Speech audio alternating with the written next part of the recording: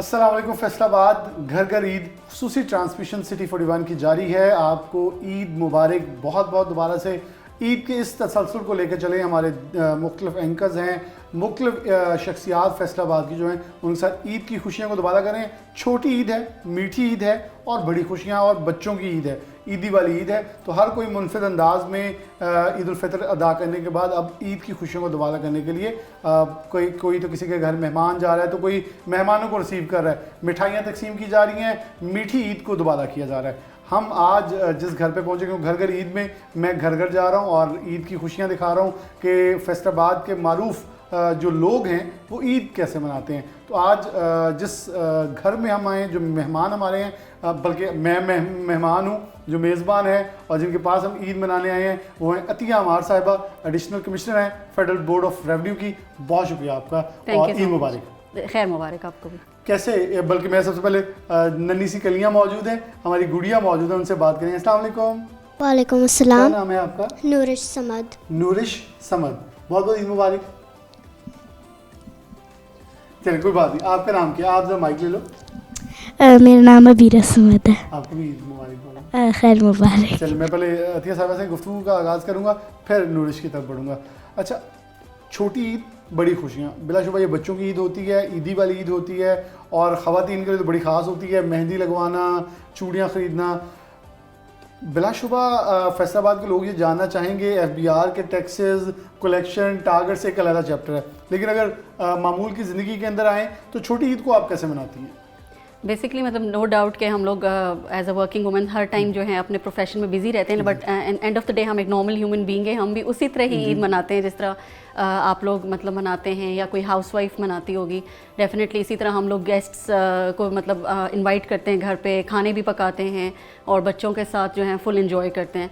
तो it's like normal हमारी भी ईद होती है जिस तरह आप लोगों की होती है, और डेफिनेटली एक ब्रेक भी मिल जाता है हमें। अच्छा, मेरा बड़ा नॉर्मल सा क्वेश्चन है। हर ईद शो पे मैं वैसे करंट अफेयर्स का बड़ा सख्त सा एंकर हूँ, लेकिन ईद पे आगे मेरा एक बड़ा बुनियादी सवाल होता है कि छोटी ईद जब जहन में आती है तो क्या तसव्वुर आता है?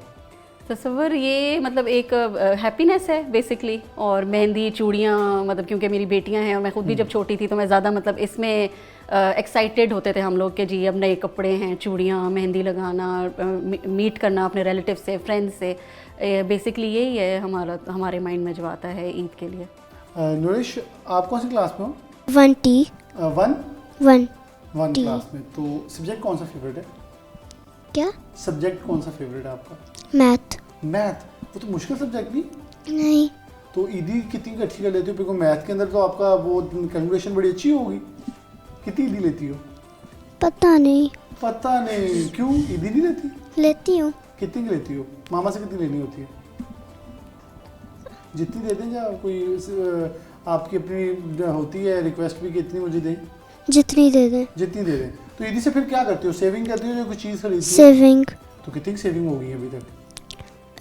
20,000। 20,000? तो आप तो बहुत अमीर हो फिर तो मामा टैक्स तो नहीं काटती उसके अंदर से? नहीं। चलिए ये ना, फिर मामा ही है ना। फिर मैं आगे बढ़ूंगा और हमारी दूसरी बेटी मौजूद है। आप कौन सी क्लास में हो?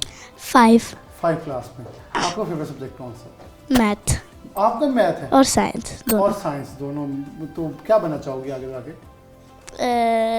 Foreign services. अच्छा, तो आप मामा से इंस्पायर हो, यानी कि आपने भी सिविल सर्विसेज के अंदर जाके, लेकिन आप फॉरेन सर्विसेज में जाना चाहती हो। जी। तो कौन सी कंट्री फेवरेट है जिसमें आप चाहोगी कि आपकी भी जो पोस्टिंग है उस कंट्री में हो जो कि आपकी फेवरेट होगी? मुझे डेनमार्क बहुत अच्छा लगता है। डेनमार्क अच्छा लगता है। Have you visited? नो। तो जो आपने अभी तक सर्च किया तो उसके अंदर सबसे अच्छी चीज़ आपको क्या लगती है? वो आइलैंड्स, वो बहुत वो प्यारे आइलैंड, यानी कि आप ब्यूटी और नेचर को पसंद करती हो। छोटी ईद को कैसे मनाती हो? बस मेहंदी लगाते हैं और सारों से रिलेटिव से मिलते हैं। ईदी भी लेती हो? क्योंकि रिलेटिव से जी। हम जब बच्चे थे ना तो हम बहाने से मामा पापा से कहते थे हमने उन्हें मिलने जाना है, तो वो कहते हैं क्यों मिलने जाना है? वैसे ईद मुबारक कहने, क्योंकि हमने बेसिकली तो ईदी लेने जानी होती थी। तो कितनी ईदी लेती है? जितनी दे रहे बस सही है। जिद नहीं करती हो? नहीं। कहती हो थोड़ी और करें ना, जरा थोड़ा सा टारगेट बढ़ाएं अपना। नहीं, सिर्फ मामा को। सिर्फ मामा कहती? मामा से कितनी लेती है? मामा जितनी मर्जी दे दें, नहीं होता, लेकिन और मांगती है। तो क्या लेती हो ईदी से?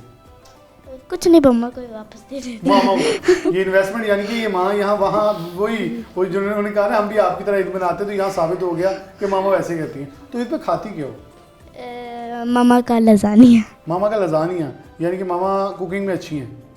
चले, मैं अदी साहब आपसे पूछूंगा कि आप आज की और वो अपने बचपन को अगर देखें, यानी ये नूरिश और दूसरी बेटी की उम्र में अपने आप को लेकर जाएं, ये ईदें कितनी यूनिक थी, अच्छी थी, या आज वाली ईदें ज़्यादा रंगीन हैं? आई मीन अगर मैं अपने पॉइंट ऑफ व्यू से देखूं जी, तो exactly पहले आपको की डेफिनेटली एक मतलब लगता था कि एक इवेंट है, एक ओकेजन है, नए कपड़े बन रहे हैं। आजकल तो एक रूटीन हमारी हो गई है कि जी हाँ, रोज़ ही नए कपड़े बन रहे हैं, रोज़ ही बच्चों को भी डिफरेंट चीज़ें मिल रही हैं, गिफ्ट्स मिल रही हैं, हर चीज़।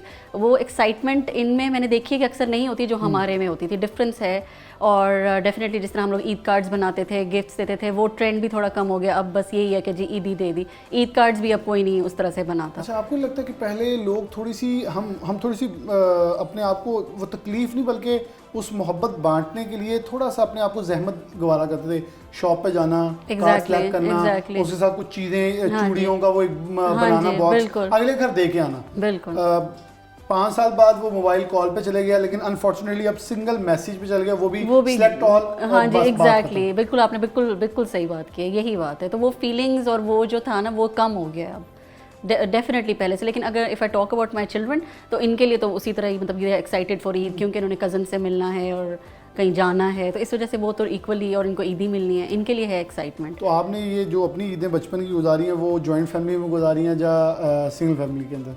मैंने जो है जब बचपन में तो सिंगल, और कुछ टाइम जॉइंट में, और अब फिर मैं अपने भाई के पास मतलब जाती हूँ ईद के लिए, मदर तो के तीनों में से आपको कौन सा ज़्यादा अच्छा लगा? सारों का अपना अपना फ्लेवर है डेफिनेटली, क्योंकि उधर हम लोग जब अपने भाई के पास भी जाते हैं तब भी हम लोग मतलब मिलते हैं अपने ये ताया के जो बच्चे हैं या चार, मतलब सारे हम लोग मिलते हैं, तो इट्स इक्वल। तो घर वही है सारे मिलने वाले। तो रमज़ान मुबारक कैसा गुजरता है, क्योंकि आप एक वर्किंग वुमेन है, और फिर कोई नहीं पता होता अगला रमज़ान कौन से शहर में कौन सी जगह पे आ जाना है, और पोस्टिंग हो जानी है, बच्चों का भी मूविंग सारी, तो ये कितना हेक्टिक भी हो जाता है। और फिर ईद की खुशियों की तरफ बढ़ना, मोस्टली सरकारी ऑफिसर्स अपने जो बिलोंगिंग्स हैं अपने एरियाज़ की तरफ चले जाते हैं, और ईद एक स्पेसिफिक दिन ही होता है, एक छुट्टी के तौर पे मनाया जाता है। बिल्कुल, लेकिन हमारे एफबीआर में थोड़ा सा ये बेहतर है कि हमें इतना फ्रीक्वेंट ट्रांसफ़र्स नहीं होते, स्पेशली लेडीज़ के, तो this is one thing very good about it. तो लेकिन ये होता है डेफिनेटली, सिटी जो है जब चेंज होता है तो इनिशियली हमें थोड़ी डिफ़िकल्टी होती है, क्योंकि बच्चों ने भी स्कूल में जाना है, न्यू फ्रेंड्स बनेंगी, तो थोड़ा सा चैलेंजिंग होता है। बट ऑलवेज़ हमेशा कोई पॉजिटिविटी भी होती है, यू मेक न्यू फ्रेंड्स, नई आपको तरीके पता चलते हैं हर सिटी के। तो मतलब फैसलाबाद जिस तरह है, क्योंकि मैं इस्लामाबाद से हूँ, वहीं पे आई स्टडीड, तो फैसलाबाद मतलब इतना मुझे अच्छा लगता है कि इवन इस्लामाबाद से भी मतलब मुझे ये बेहतर लगता है लोग यहाँ के। आपको कभी भी ये नहीं लगता बहुत ज़्यादा सोशल है? सोशल भी है, हाँ जी, सोशल है, बिल्कुल बहुत ज़्यादा सोशल है। अमूमन बहुत सारे लोग जो बाहर से फिर लाहौर, इस्लामाबाद, कराची में वो कई बार उकता जाते हैं, क्योंकि डेफिनेटली वहाँ तो आइसोलेशन टाइप है, वहाँ पे है बहुत ज़्यादा। इस्लामाबाद और फैसलाबाद वेलकमिंग है, यहाँ के लोग बड़े वेलकमिंग है, तो ये अच्छी बात होती है कि वेलकमिंग हो, आपस में मिलें। इस्लामाबाद में थोड़ा डिफरेंट है, हर कोई everybody minds their own business, तो मतलब वो भी नहीं, because we are social animal, तो सोशल भी होना चाहिए। बाकी हर सिटी के अपने जो प्रोज एंड कॉन्स तो हैं। बल्कि आप लोग वहाँ से आके यहाँ से थोड़ा ये तो फील करते होंगे कि ईदें जो हैं वो थोड़ी सी रवायती आ जाती हैं। हाँ जी, यहाँ पे डिफरेंट है, बना रहे हैं, हाँ जी, वो रौनक लगती है, एग्जैक्टली, बिल्कुल ज़्यादा रौनक लगती है। इस्लामाबाद में तो ज़रूर इनसाइड ही रहते हैं सारे, बिल्कुल यहाँ पे मिलना और ट्रेडिशनल है थोड़ा। इस्लामाबाद तो ये तक कहते हैं कि ईद वाले दिन 10-15% लोग होते हैं, हाँ जी, चले जाते हैं, एग्जैक्टली, क्योंकि वहाँ का ओरिजिनल नहीं होते हैं ना सारे, वो इधर ही मोस्टली फैसलाबाद, कोई लाहौर, डिफरेंट गुजरांवाला, डिफरेंट जगहों पे वो जा रहे होते हैं, पेशावर। तो इस्लामाबाद यूजुअली खाली भी हो जाता है ईद पे यूजुअली। चले, हम ये सिलसिला जो है घर घर ईद का जारी है। सवालात अभी बहुत सारे पड़े हैं, मैं अभी वो कह रहे हैं इनिशियली आपके सामने चीज़ें रख रहा हूँ कि ईद कैसी अतिया अमार साहबा मनाती हैं। हमारी छोटी छोटी सी बहुत प्यारी सी गुड़िया हमारे साथ मौजूद, उनसे भी गुफ्तगू का सिलसिला जारी रहेगा।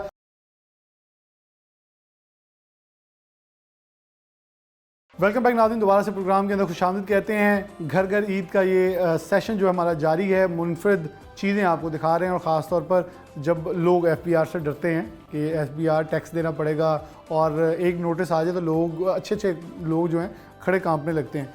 तो अतिया अमार साहिबा मौजूद हैं। वैसे हमें अभी कोई टेंशन नहीं है, इसलिए गुफ्तगू मज़ीद करते हैं।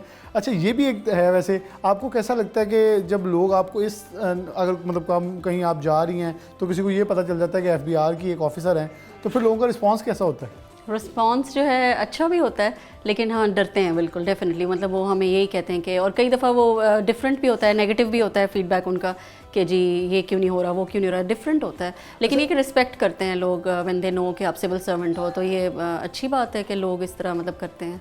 अच्छा, आपको नहीं लगता कि कुछ स्पेसिफिक अदारे शायद उसके अंदर ब्लैक शिप्स हर जगह होती हैं, जी, जी, कुछ स्पेसिफिक इंस्टीट्यूशंस के अंदर कुछ खराबियां होती हैं, लेकिन उनकी वजह से तमाम सरकारी महकमे जो है वो लोगों के लिए डर खौफ का बाइस बन जाते हैं। इवन FBI एक ऐसा महकमा है, अगर मैंने जो अर्न किया उसके ऊपर एक लीगल टैक्स है वो पे करना है, हाँ जी। अब कोई डर खौफ नहीं है, लेकिन वो एक लोगों ने सोच बना ली है कि शायद सब अदारे ऐसे हैं तो ये भी ऐसे होंगे। ये तासुर आपके ख्याल में कभी डिस्टर्ब नहीं करता कि एक सिविल सर्वेंट है, आपने इतनी मेहनत करके इस पोस्ट पे आई और फिर लोगों के पॉइंट ऑफ व्यू इतने नेगेटिव हो जाते हैं, तो कभी इंसान कहता है कि ये क्यों होता है ऐसा?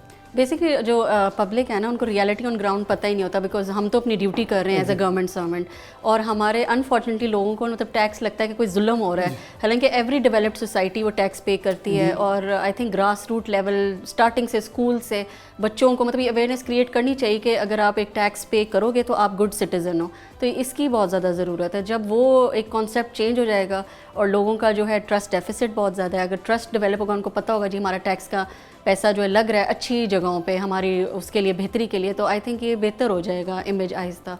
अच्छा, और एक चीज़ थोड़ी ईद वाले शो से थोड़ा निकले, लेकिन वो कहते हैं ना, वो मेरे अंदर वो करंट अफेयर्स वाला एक कीड़ा होता है एंकर का, लेकिन ब्लैक इकॉनमी का जो तस्वुर है पूरी दुनिया के अंदर, ये कोई कौम तरक्की नहीं कर पाई। ये शायद मेरे ख्याल में हमारे ट्रेडर को और बिजनेसमैन को समझ लेना चाहिए जितना जल्दी है। एम आई राइट? मतलब बिल्कुल, लेकिन अब ये है कि स्टार्टिंग से जब इवन इंग्लैंड भी डेवलप हो रहा था या वो तो अब बहुत ज़्यादा डेवलप, हाँ हमेशा हर कोई अभी वहाँ पर भी इतनी डेवलप सोसाइटी, टैक्स सारे ही बचाने की कोशिश करते हैं। मतलब ये तो एक हमारी शायद ह्यूमन नेचर है, लेकिन उसी की वजह से अब हमें लॉज इतने ज़्यादा स्पेशली पाकिस्तान में स्ट्रॉन्ग करने पड़ेंगे कि लोगों को पता हो कि भाई इसका क्या डिसएडवांटेज है, ये नहीं हम चल नहीं पाते। और अब बेहतरी आ भी रही है डेफिनेटली। आपको पता है कि अब हर चीज़ पे जो है इट्स वेरी डिफिकल्ट कि अब इतना ब्लैक इकोनॉमी इतने आराम से नहीं हो सकती। इवन बैंक्स को भी हम देख रहे हैं, मतलब हर चीज़ अब हमारे पास डेटा है, और इवन कोई परचेज हो रही है उस पर विद होल्डिंग कट रहा है, तो मतलब बहुत मुश्किल है।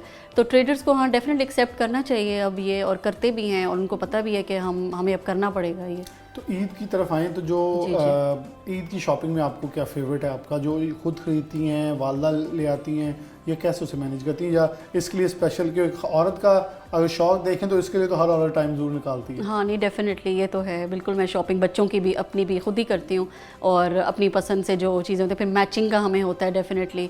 तो ये मतलब डेफिनेटली वही मैं कहती कि एक तरफ तो मतलब मेरे आप देखें ना, एक वर्किंग लेडी हूँ but I am a normal human being. जिस तरह एक हाउस वाइफ या एक लेडी अपनी ईद सेलिब्रेट करती है, बिल्कुल उसी तरह ही हम जाते हैं हर चीज़, मतलब मार्केट में सारा मैचिंग करना और ईद को मतलब प्रॉपर सेलिब्रेट करते हैं।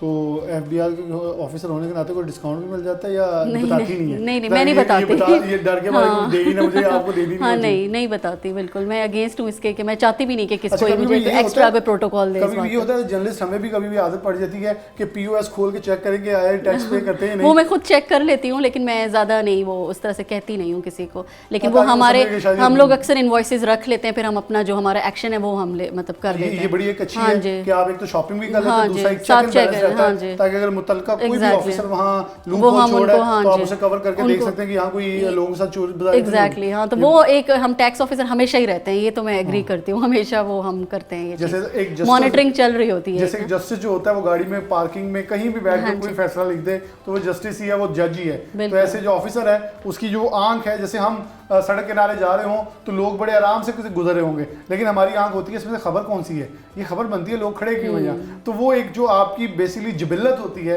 वो जो प्रोफेशन होता है वो अंदर से कहीं ना कहीं आपके अकास कर रहा होता है।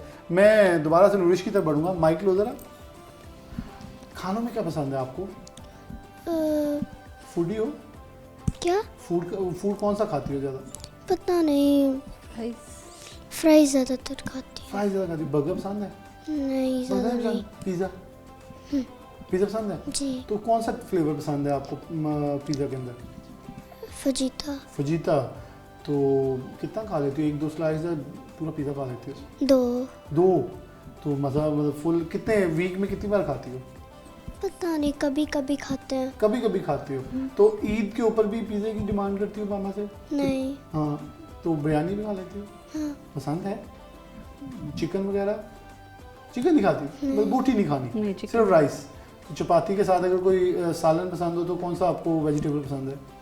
वेजिटेबल पता नहीं। पता नहीं। अच्छा नोट्स, क्योंकि ये बहुत बड़ी मेन चीज़ है कि हम एकदम मीडिया के ऊपर जब बात करें एकदम कैमरे को देखें तो हमारा भी एक बार वो जो कॉन्फिडेंस है वो शेयर होता है। लेकिन मैं लिटरली ये सल्यूट करूंगा कि नूरिश हमारे से बड़ी कॉन्फिडेंस से बातें कह रही है और बच्चे मन के बड़े सच्चे होते हैं। वो कह रही है पता नहीं भाई ये क्वेश्चन आगे क्रॉस करें, वो कहते हैं ना अनअटेंडेड क्वेश्चन, उन्हें क्वेश्चन ही अनअटेंडेड छोड़ा, आप आगे चलें, इस पर मेरा कोई इंटरेस्ट नहीं है। आपका मैं नाम ज़रा भूल गया दोबारा। अबीरा। अबीरा, अबीरा की तरफ। अबीरा आप क्या ज़्यादा खाने में पसंद करती हो? कुछ भी, मैं कुछ भी खा लूँगी। कुछ भी खा लेती हूँ। तो अमूमन आजकल के बच्चे ज़्यादा फास्ट फूड की तरफ हैं, आप देसी भी पसंद करती हो? दोनों। देसी ज़्यादा। देसी ज़्यादा, वेरी गुड। तो ये तो फिर आप सही फैसलाबादी ज़्यादा सीख गई हो। तो कौन देसी में क्या क्या पसंद है ज़्यादा? शोरबा, रोटी, बिरयानी। शोरबा, रोटी, बिरयानी, कबाब और लस्सी। हैं? लस्सी। लस्सी, ये देखेंगे ये वो कहते हैं सही पंजाबन बच्ची है हमारी, तो ये पसंद है। तो ईद कभी मामा से बातें की? मामा अपनी बचपन की बातें सुनाती हैं कि वो ईद कैसे मनाया करती थी? नहीं, कभी तो नहीं सुना, लेकिन कभी कभी सुना कभी कभी सुना। तो कोई याद है कि ये ईद कैसे मनाती थी? नहीं, वो कह रही थी कि वो उनकी मामा उनके लिए कपड़े सिलती थी और वो बहुत कपड़े चूड़ियाँ वगैरह पहनते थे, मज़ा आता था उनको। तो खुश होते थे वो। खुश होते थे। तो आपको लगता है कि वो वाली ईदें जो मामा बताती हैं वो ज़्यादा प्यारी हैं या आज वाली ज़्यादा अच्छी हैं? आज वाली। आज वाली ज़्यादा अच्छी है। क्या डिफरेंस है? पता नहीं। पता नहीं। चले जी, ये देखें अब बच्चों को देखें, मैं तो कह रहा हूँ किसी भी आप बच्चे से पूछेंगे उसके लिए आज की ज़्यादा अच्छी होगी, क्योंकि हमारे बचपन में या हमसे पूछा जाए तो हमारे लिए बहुत प्यारी थी। मैं आपके बचपन की तरफ आने से पहले एक सवाल ज़रूर करूँगा कि आपको नहीं लगता कि ईद के त्यौहार जब आज भी हम किसी को कहें कि कोई उसके लिए खुशी का मकाम हो या आप मतलब कोई आ जाए तो हम उसे कहते हैं तुम्हारी तो ईद होगी आज वो ईद ख़त्म नहीं हो गई कि वो खुशियाँ, वो जो ईद का लफ्ज़ कहते हैं आज ईद हो गई। बड़े लोग नॉर्मलाइज हैं, ईद पढ़ के आए, सो गए, कुछ खा लिया, उठ गए, घर चले, किसी घर मिल गए। वो जो एक चाम, वो जो हम कार्ड्स वाली बात कर रहे थे, गिफ्ट्स की बात कर रहे थे, तोहफ़े तकसीम की बात कर रहे थे, वो कहीं बहुत पीछे रह गया।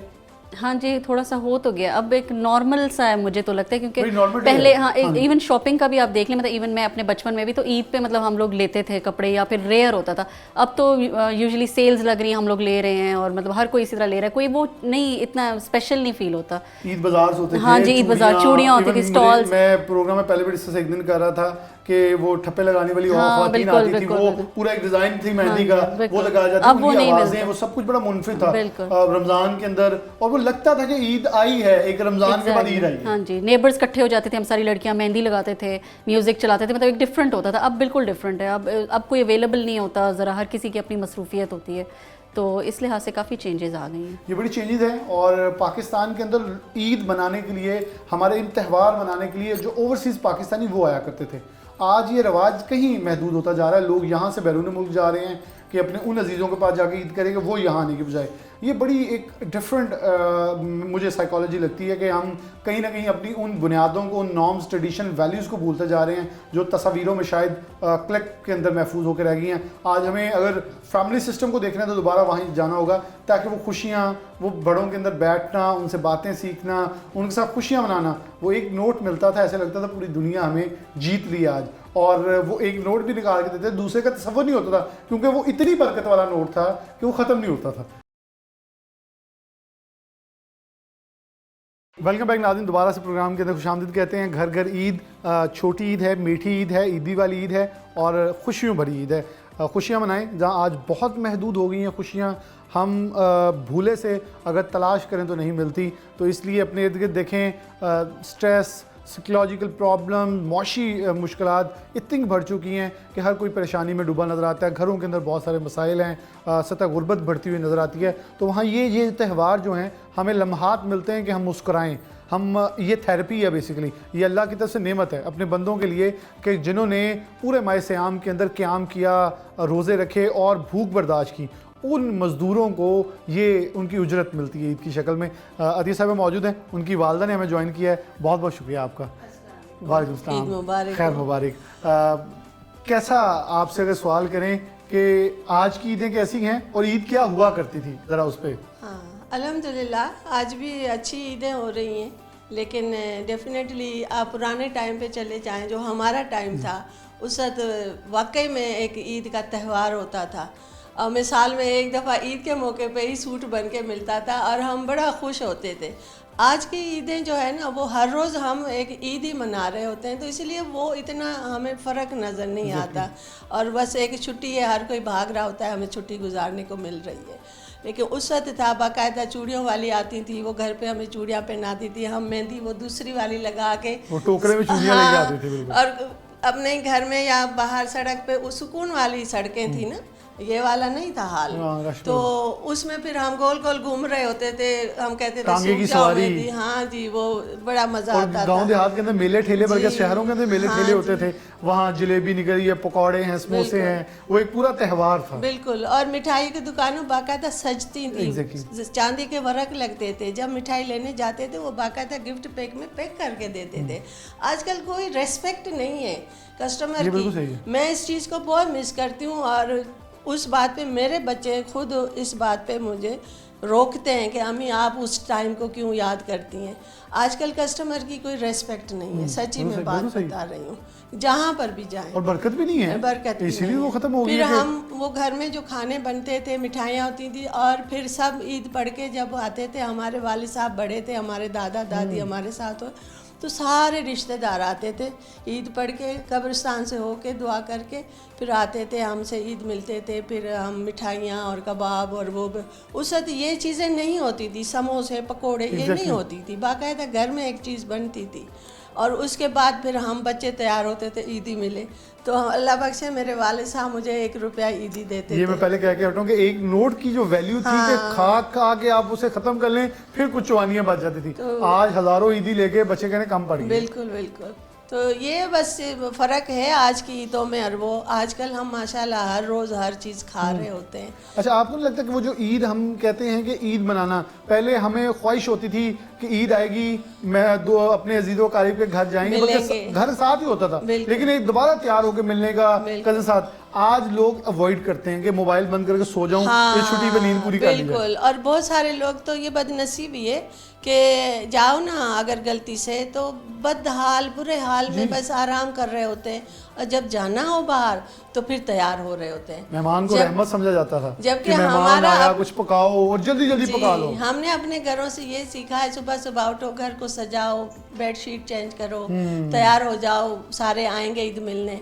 तो हम सब सारे तैयार हुए थे, चाहे बड़े या छोटे, और फिर मिठाइयाँ और ईदियाँ, और फिर बस इसी तरह निज़ाम चलता था।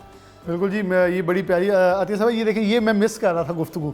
मैं असल जो पूछ रहा था, मुझे यकीन मानिए, मुझे दिल कर रहा है मैं और सुनूँ। मुझे ऐसा लगता है कि मैं अपने बड़ों से ना ईद की कहानियाँ सुन रहा हूँ। और ये है वो ईद जिसे हम लफ्ज़ ईद कहते हैं। बड़ी ईद, छोटी ईद, बड़ी खुशियाँ। अगर बड़ी ईद भी है तो उसके अंदर गोश्त वाली ईद और तकसीम, ये नहीं कि फ्रीज़र भर लेने या सब कुछ। आज वो सब कुछ मिस है। आपको बचपन की अपनी याद ताज़ा करें, उन्होंने बड़ी मज़े की हमें यादें सुनाई हैं। अब मुझे ऐसा याद नहीं, वैसे कोई हम शरारतें करते हों, लेकिन इस तरह ही है कि हम अगर चले जाते थे, किसी की बेल यूजुअली बजाते हैं, फ्रेंड्स हैं, तो मैं नहीं होती थी इन चीज़ों में, लेकिन अगर कोई बजा रहा है तो मतलब होता था कि जी भाग जाएं, लेकिन वो कोई रूडली नहीं रिस्पॉन्ड करता था, निकलते थे, बल्कि खुश होते थे कि हाँ बच्चे आए हैं, वेलकम करते थे, फिर मतलब अंदर बिठा भी देते थे, जी खा लो, इस तरह मतलब अच्छा था। लोग पूछते थे आप किसकी बेटी हो, किसके बच्चे हो, अब डिफरेंट हो गया, आपको कुछ खिलाना, बल्कि ईद ही देना। बच्चे ख्वाहिश करते थे कि हम किसी घर जाके बेल भी बजाए तो ईदी मिल जाएगी ना। माइंड नहीं करते थे। आज लोग इससे बड़ा मायूब ले गए कि ये शायद बहुत बगैर बताए आगे। अब नहीं है कॉन्सेप्ट, अब होता है कि आप पहले बताओ फिर जाओ, ये डेफिनेटली। तो ये है चेंज। तो क्या समय तो खाने में आप क्या कुछ खुद कुक कर लेती हैं? मैं यूजुअली मम्मा ही बनाती हैं, ये जो पुलाव बनाती हैं ज़र्दा, लेकिन मैं भी हेल्प करती हूँ। पुलाव हर चीज़ बना लेती हूँ, बिरयानी। तो ईद के दिन मैं ब्राउनीज़ बनाती हूँ यूजुअली। बच्चों के लिए या अपने लिए? नहीं, बच्चों के लिए, मैं भी खाती हूँ, ज़ाहिर है। सबके लिए। तो आप की फेवरेट डिश कौन सी है आज भी, वो जो खाने? अल्हम्दुलिल्लाह हमें घरों में यही सिखाया हुआ है कि हर चीज़ खानी है, इसलिए मेरे बच्चे भी ऐसे ही हैं। आज के बच्चे बहुत ज़िद करते हैं, हमने ये नहीं खाना, वो नहीं खाना। इवन मेरे पोता पोती भी हैं, वो भी ऐसे ही करते हैं। तो लेकिन हम लोग शुरू से ये हर चीज़ खाते हैं। जर्दा पुलाव हमारा एक ट्रेडिशन है, और सवैयाँ, दूध वाली सवैयाँ। अच्छा, थोड़ी सी हमें ज़िंदगी अच्छा, वो सुबह सुबह सवैयाँ भी दूध की बनती थी ना, तो वो हम फिर पड़ोस में देने जाते थे। उसके बाद फिर जर्दा पुलाव बनता था, फिर हम तैयार होकर दोबारा, वो खाने नहीं जाता। हाँ जी, फिर हम दोबारा बच्चे सारे घरों में जाते। आज भूल ही गए वो तो इस हम चीज़ बहाने से को। देने जाते थे ना कि ईद ही लेके आनी है। नहीं नहीं नहीं नहीं, वो एक उस वक्त ईद का त्यौहार है। नहीं, उस वक्त इतना नहीं होता था कि हम किसी के घर गए तो ईद, वो उस वक्त जब मिलने गए तो फिर तो होता था। लेकिन ये खाना जो बनता था ना, वो हम सारे मोहल्ले में देते थे, और फिर वहाँ से अलग से फिर खाने आते, तो सारा दिन यही हमारा चीज चलती थी। अच्छा, ये बड़ी इंपॉर्टेंट बात इन्होंने कही है कि जो खुशबू अगर आपके किसी ऐसे अजीज़ के घर या हमसाये के घर चलेगी और अगर उसके पास वो खाना मुयस्सर नहीं है तो आपसे सवाल होगा। ये है दीन इस्लाम की तालीमात जो हमने आज छोड़ दी हैं। हम अपने दरवाज़ों को शायद एग्जॉस्ट से या उस हवा से खुशबू तो दूसरे घर चले जाती है, लेकिन हम दरवाज़ा खटखटा के नहीं पूछते क्या हमसाये के घर कुछ पका है, कि आज वो भी ईद की खुशियाँ मना रहा है। ईद है ये कि हम उन लोगों से बगलगीर हों जिनसे नाराज़ हैं, नाराज़गियाँ ख़त्म करें, खुशियाँ बांटें और खुशियों में सबको शामिल करें। वो खुशियाँ हैं ही नहीं जो तन्हा हैं।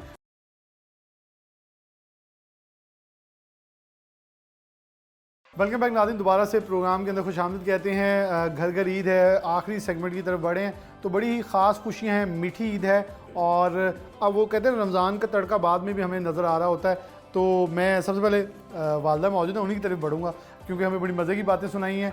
तो अच्छा, ज़रा खाने के ऊपर भी अब थोड़ा बताएं कि ईदों पे खाने क्या ख़ास बना करते थे। आजकल तो ये मटन कुन्ना आ गया है, बकरे के लवाजमात आ गए हैं, चांपें आ गई, बहुत कुछ।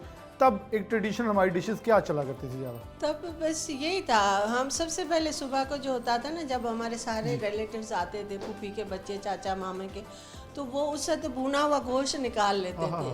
वो भुना हुआ गोश्त और मिठाई होती थी। उसके बाद फिर गोश्त भी सही होता था। हाँ जी। कौन से खाने ज़्यादा बना करते थे और कौन सी ज़्यादा ट्रेडिशनल डिशेस चलती थी? हाँ, वो मैं यही बता रही हूँ। एक तो सुबह सुबह नाश्ते में हमारी सवैयाँ आती। सवैयाँ भी ये नहीं, दूध वाली भी नहीं और भुनी हुई भी नहीं, वो हमारी वालदा उबालती थी, वो हम घर में बनाते थे। ये तो मैं भूल ही गई बताना आपको। जी जी बिल्कुल।